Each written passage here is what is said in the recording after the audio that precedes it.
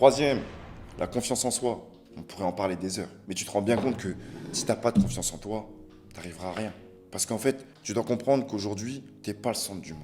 C'est très important que tu le comprennes. Tu n'es pas le centre du monde et que le monde est méchant. Si aujourd'hui, tu penses qu'en ayant très peu de confiance en toi, tu arriveras à atteindre tes objectifs, tu arriveras à être épanoui dans ta vie, c'est pas possible. Plus on avance dans le temps, plus le monde devient de plus en plus dur. Je pense que tu le vois, tu l'observes, d'accord? Tu as des yeux, tu as des oreilles, tu entends ce qui se passe, tu vois ce qui se passe dans le monde. Donc si tu n'as pas confiance en toi, tu vas te faire bouffer. Et c'est comme ça dans tout.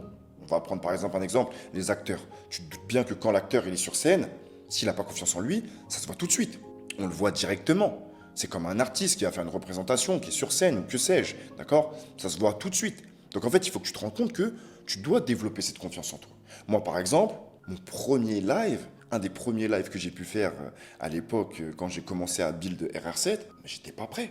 J'étais pas du tout prêt. J'avais pas autant de confiance en moi, j'étais pas prêt.